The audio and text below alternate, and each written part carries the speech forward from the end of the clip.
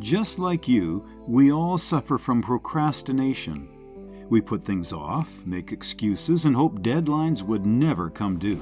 20 centuries ago, the Roman-era Stoic philosopher Seneca said that the one thing fools all have in common is that they are always getting ready to live, but they never do it. Do you want to be like this? Of course not. So, what is procrastination? Procrastination is the act of delaying or postponing things you know you should be doing. It is an age-old problem that has plagued humans for centuries. The term itself comes from the Latin procrastinare, meaning to postpone or delay, and the Greek akrasia, which describes a lack of self-control or the state of acting against one's better judgment. As far back as the ancient world, thinkers and leaders have wrestled with this universal human tendency. The Roman philosopher Seneca lamented, "No one has anything finished, because we have kept putting off into the future all our undertakings." Decades later, the Roman Emperor Marcus Aurelius reminded himself to do everything as if it were the last thing you were doing in your life, and stop being aimless. Stop letting your emotions override what your mind tells you. At the core of procrastination is a disconnect between our rational mind, which knows what we ought to be doing, and our emotions and desires, which pull us towards immediate gratification and away from difficult or unpleasant tasks.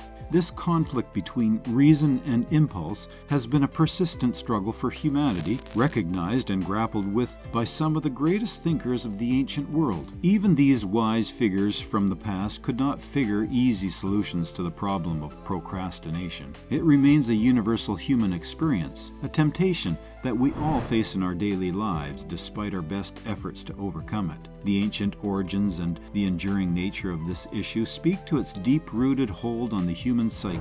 Like this if you're ready to stop making excuses and start taking action. Do you know where procrastination really comes from?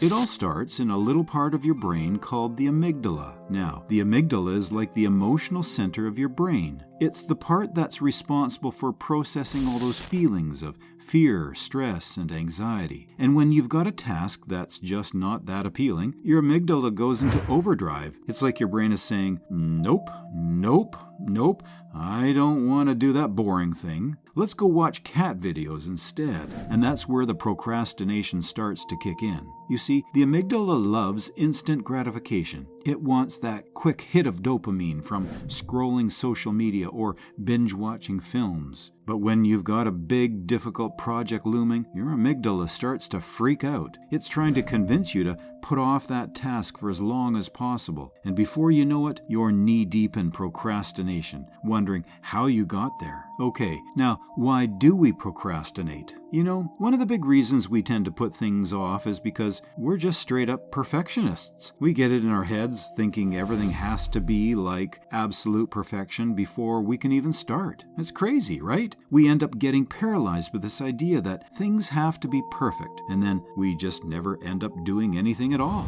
Dr. Fushia Sioris, this psychologist who's really studied this, she says perfectionists often struggle with procrastination because they're so scared of not meeting their super high standards. They put off starting a task because they want it to be perfect, but then they run out of time and end up just rushing through it and doing a subpar job. The philosopher Seneca called this the tyranny of the should, and man, is that ever accurate. It's like this mental prison we build for ourselves, and it just sucks the life and motivation right out of us. Share this with someone who needs the motivation to get started. But here's the thing. The existentialists, they had a point when they said that perfectionism is the enemy of progress. When we get so caught up in chasing this idea of perfection, we miss out on all the growth and learning that happens along the way. It's like that Lao Tzu quote, "The journey of 1,000 miles begins with a single step." We got to start somewhere, even if it's not perfect. So let's try to let go of this need for everything to be flawless. Let's challenge those shoulds that plague us and focus on just taking those small steps forward, one at a time. As Brené Brown said, perfectionism is a 20-ton shield that we lug around thinking it will protect us, when in fact it's the thing that's really preventing us from being seen and taking flight. Let's shed that heavy burden of perfection and take flight, shall we? Another big reason why we tend to put things off is the fear of starting.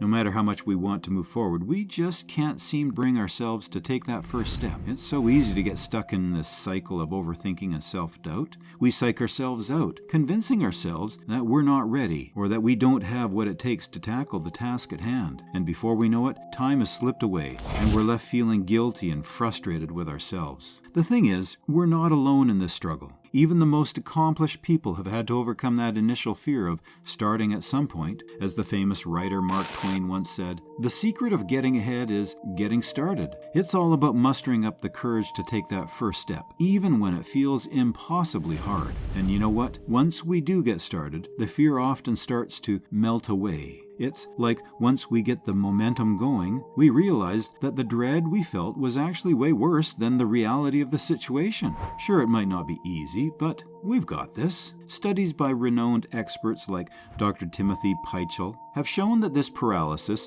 in the face of a task stems from our tendency to engage in, quote, pre-task mood repair, end quote. Essentially, we avoid starting because we worry that the process will be unpleasant or difficult, and we'd rather preserve our current positive mood. But as Dr. Cycle points out, this short-term mood boost from procrastination only leads to long-term guilt and dissatisfaction. It's a vicious cycle that we have to break out of. And hey, if we stumble along the way, that's okay too. As the Stoic philosopher Seneca said, it's not because things are difficult that we do not dare. It's because we do not dare that they are difficult. The only way to conquer that fear is to face it head on, one step at a time. Comment below with one small step you're going to take today to conquer procrastination. Okay, so how do we overcome procrastination? Marcus Aurelius once said, "Yes, you can, if you do everything as if it were the last thing you were doing in your life, and stop being aimless. Stop letting your emotions override what your mind tells you. Stop being hypocritical, self-centered, irritable." You know, that's such a great point. When it comes to overcoming procrastination, the real power is in staying firmly rooted in the present moment. It's so easy to get caught up worrying about the future or dwelling on the past, but that's a surefire way to get stuck in analysis paralysis. Forget about what might be happening down the road or what you could have done different yesterday. The only thing that matters is what you're going to do right now, in this very moment, to make progress. First off, take actions, and not just any action, but action that actually moves the needle forward. Instead of getting stuck in endless planning mode, try breaking down your bigger goals into smaller, more manageable steps. That way, you can start chipping away at the task at hand without feeling so overwhelmed. And speaking about smaller steps, setting achievable, realistic goals is key. Forget about those grand, lofty visions for a minute. Focus on the mini milestones you can hit in the short term. Research shows that the sense of progress and accomplishment we get from completing these bite-sized tasks can be a major motivation booster. Plus, when we set ourselves up for success with goals that are within reach, it helps reduce that paralyzing stress and anxiety that so often fuels procrastination in the first place. Now, I told you what you're thinking, but what about my big, audacious dreams? How do I make those a reality? Well, my friend, the secret is to find a way to break those even lofty ambitions down into doable chunks. That way you can tackle them bit by bit without getting bogged down in the enormity of the task at hand. And let's not forget the power of accountability and support. Surround yourself with people who will cheer you on and hold you to your commitments. Studies show that having that external motivation and encouragement can be a total game changer when it comes to overcoming procrastination. Remember the wisdom of Michael Jordan. Remember that the only shot you're guaranteed to miss is the one you never take. And with that mindset, no matter what, I have no doubt that you will overcome procrastination. The future is yours for the taking. Now, go out there and make it happen. If you've enjoyed exploring this video, stay tuned for future videos. Subscribe and hit that notification bell to make sure you don't miss out on uplifting content.